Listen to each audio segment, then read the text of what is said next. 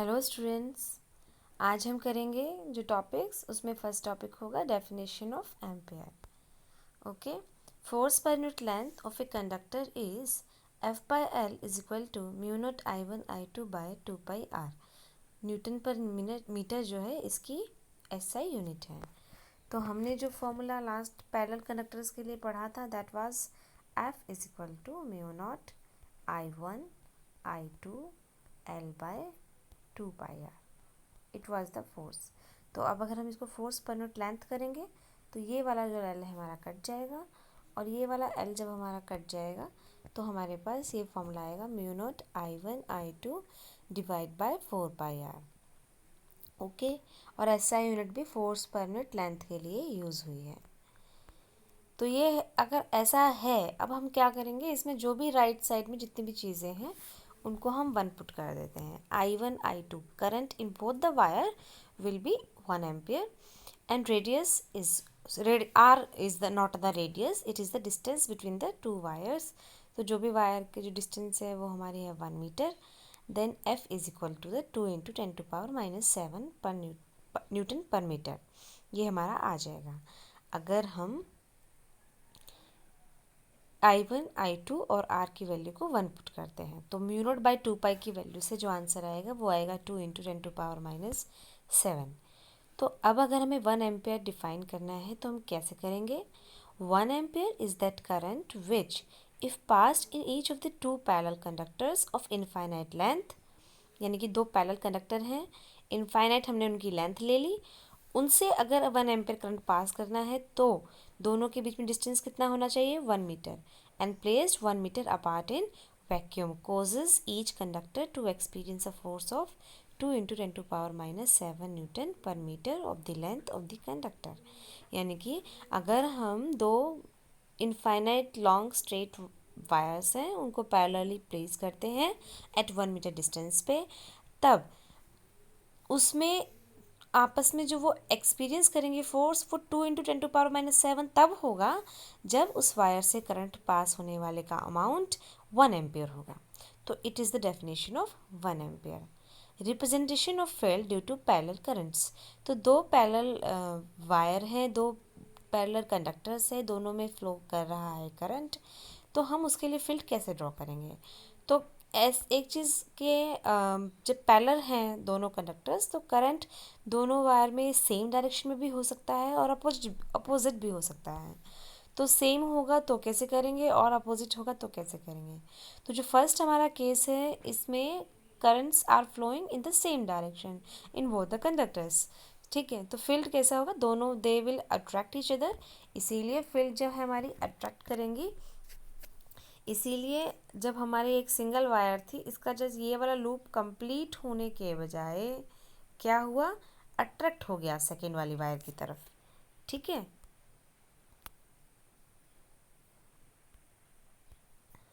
तो यहाँ पे क्या हुआ, ये सर्कल कंप्लीट होने के बजाय अट्रैक्ट हो गया। लेकिन अपोजिट वाले केस में क्या हुआ है, ये सर्कल की जो वायर थी ये रिपल हो रही है, इधर इसकी तरफ नहीं जा रही है, यहाँ नहीं जा रही है। ऐसे ही ये वाली वायर जो है, वायर कह रहे हैं सॉरी, मैग्नेटिक फील्ड लाइन जो है ये इधर नहीं जा रही है। अगर इधर जाती तो एक्सटेंड हो जाता है इस तरीके से, लेकिन एक्सटेंड नहीं हुआ है बिकॉज दे आर रिपेलिंग। ठीक है, तो हमको ध्यान से आप लोग देख लीजिए और इसको ड्रॉ कर लीजिए। हमें जो फील्ड ड्रॉ करनी है पैरेलल करंट्स के लिए वो इस तरीके से करनी है। Left side represents the current flowing in the same direction, right side represents the current flowing in opposite direction, so the magnetic field lines will be different in both the cases. Now we will learn the topic torque experienced by a current loop in a uniform magnetic field. तो हमारे पास एक uniform magnetic field है PQRS। हमने एक plane लिया है और PQRS plane जो हमने लिया है उसमें PS की जो लेंथ है वो B है साइड मतलब, और PQ का जो लेंथ है वो हमने L से शो किया है। ठीक है, it is a rectangular current loop. तो हमने एक लूप लिया है जिसकी एक साइड B है एक साइड L है। तो आप क्लियरली देख सकते हैं कि इसका एरिया क्या होगा, इसका एरिया होगा लेंथ इनटू ब्रेड्थ, यही होता है ना। तो ठीक है, चलिए फिर हमने इसको प्लेस कर दिया फील्ड में। तो जो ये ब्लू लाइन्स हैं it is these are representing uniform magnetic field. तो हमारे पास यूनिफॉर्म मैग्नेटिक फील्ड है, ये जो है हमारे पास,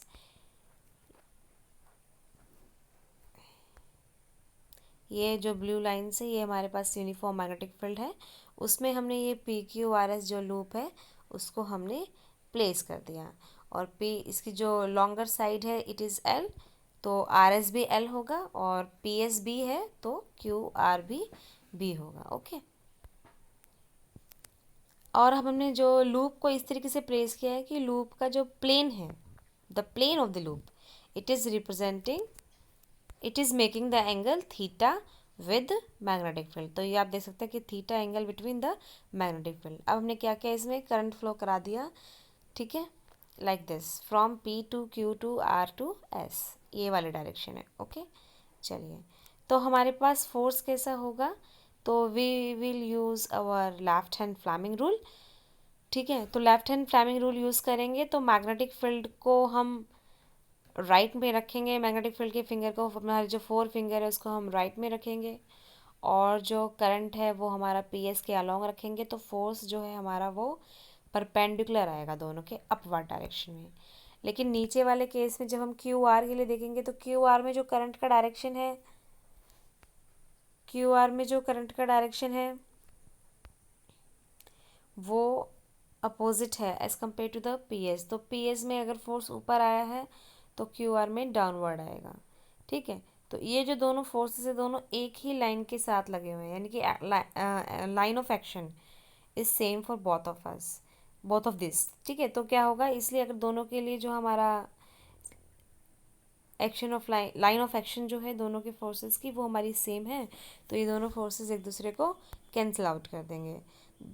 ठीक है, ये जो चीज़ें मैंने बोली है, theta with the angle between the plane of loop and direction of magnetic field, the axis of the coil is perpendicular to the magnetic field, और force on a straight current carrying conductor will be I B L.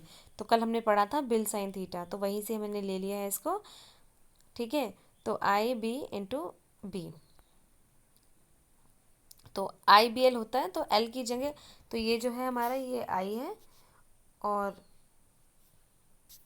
एक second, हाँ, तो ये जो है हमारा ये आई है, और ये बी जो है वो एल की जगह यूज़ किया गया है। तो जब हम एस पी पे निकालेंगे तो लेंथ, लेंथ क्या है हमारे पास, लेंथ है बी, तो इसीलिए हमने इस फॉर्मूले में बी यूज़ किया है, स्मॉल बी, और capital B representing magnetic field and this is the I. ठीक है, तो हमारे पास इसको अगर हम वेक्टर फॉर्म से सिंपल फॉर्म में लिखेंगे तो आई बी साइन थीटा। फिर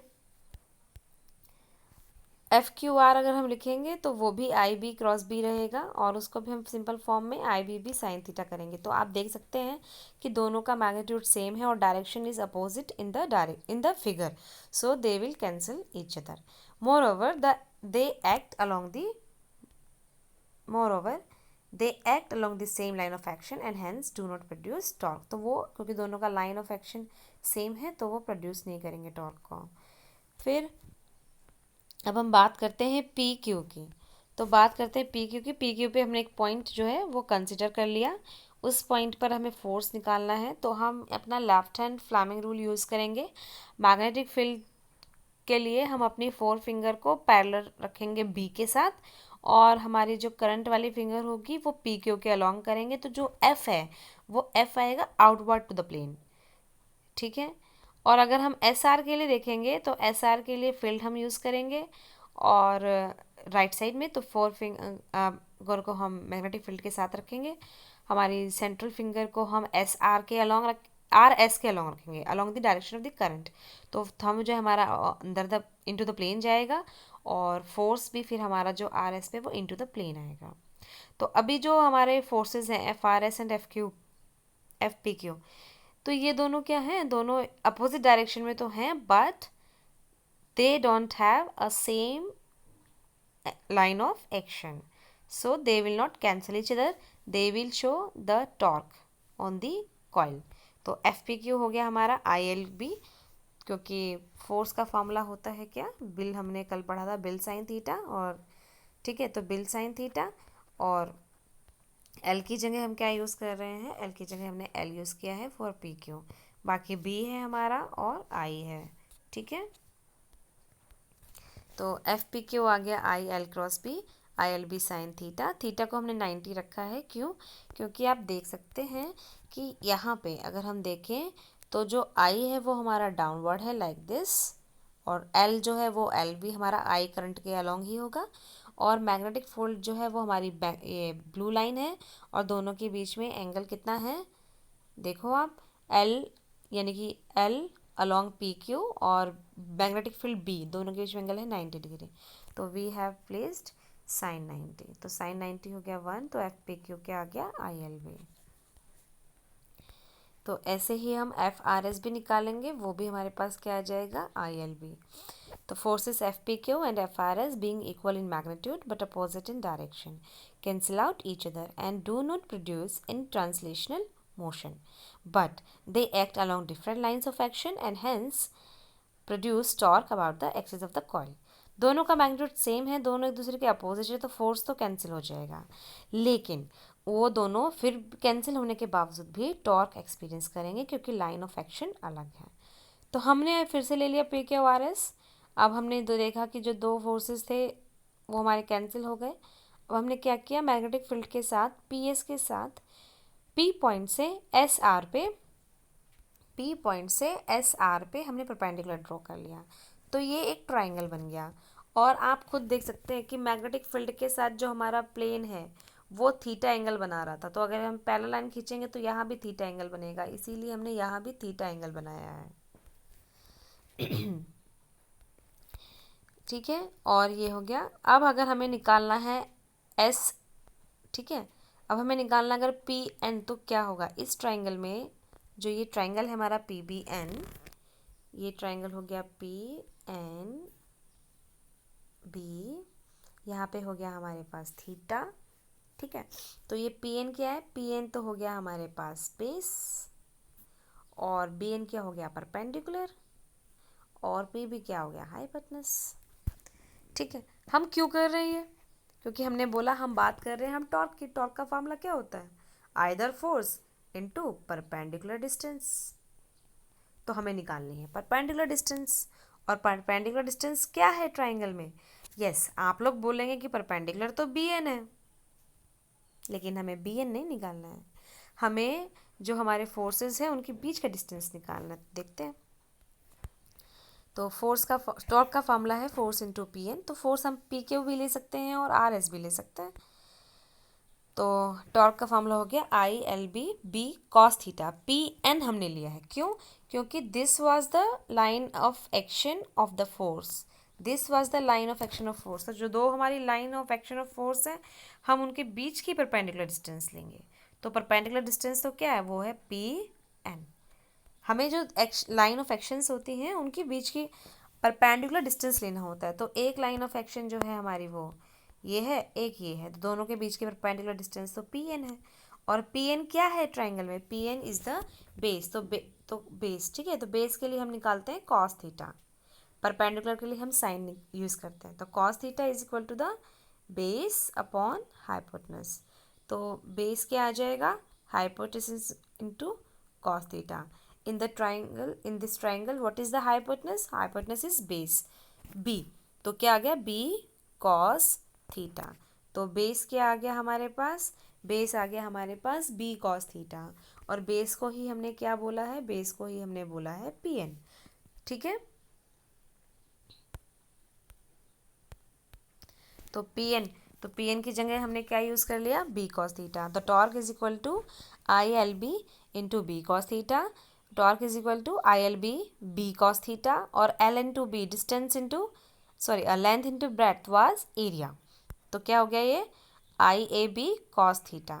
ठीक है, for N loops N I A B cos theta हो जाएगा। ठीक है, अगर हम एन लूप यूज़ करेंगे तो torque is equal to the N I A B cos theta होगा। सिंगल लूप के लिए I A B cos theta, number of loops के लिए N I A B cos theta. और एक चीज़, हम इसको सिंपल तरीके से भी लिख सकते। कैसे? इसको मैं एन आई ए बी की जगह मैं लिख देती हूँ बीना, सॉरी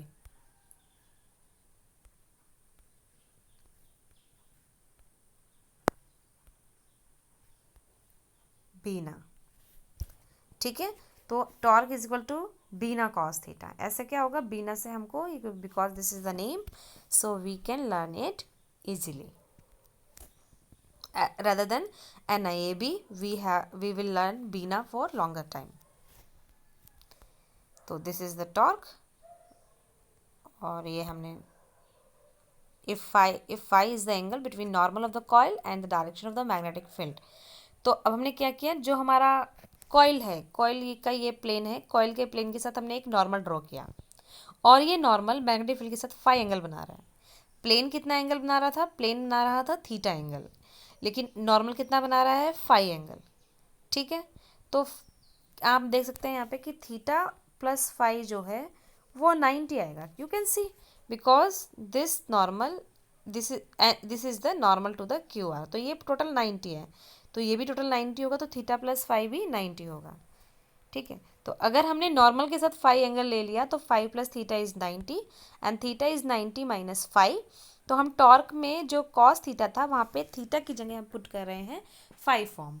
तो कॉस थीटा की जगह हमने थीटा की जो वैल्यू है वो 90 माइनस फाई हमने यहाँ पे रख दिया, तो कॉस 90 माइनस फाई आ गया। कॉस 90 माइनस फाई क्या हो जाएगा, साइन। तो टॉर्क हमारे पास हो गया बीना साइन फाई। ओके, अब दोनों फॉर्मूले में डिफरेंस क्या है, दोनों फॉर्मूले कौन से, एक ये भी फॉर्मूला हमने बोल दिया भाई टॉर्क का है और ये भी है, दोनों में फॉर्मूला ये है, वो सॉरी डिफरेंस ये है कि अगर आपको एंगल दिया जाता है between the plane of the coil, this is the plane of the coil and the magnetic field, अगर आपको प्लेन और मैग्नेटिक फील्ड के बीच में एंगल दिया जाता है तो आप ये वाला फॉर्मूला यूज करेंगे। लेकिन अगर आपको प्लेन के नॉर्मल और मैग्नेटिक फील्ड के बीच में एंगल दिया जाता है तो आप फाई वाला यूज करेंगे। आई एम रिपीटिंग, अगर आपको एंगल दिया जाता है between the plane of the coil and the magnetic field तो आप कॉस थीटा यूज करेंगे। बट अगर आपको एंगल दिया जाता है normal of the coil and magnetic field के बीच में तो आप साइन फाई वाला फॉर्मूला यूज करेंगे। ओके, ठीक है, तो one must be very careful in using the formula in terms of cos or sin since it depends on the angle taken whether with the plane of the coil or the normal of the coil. Okay, तो अभी के लिए इतना, thank you.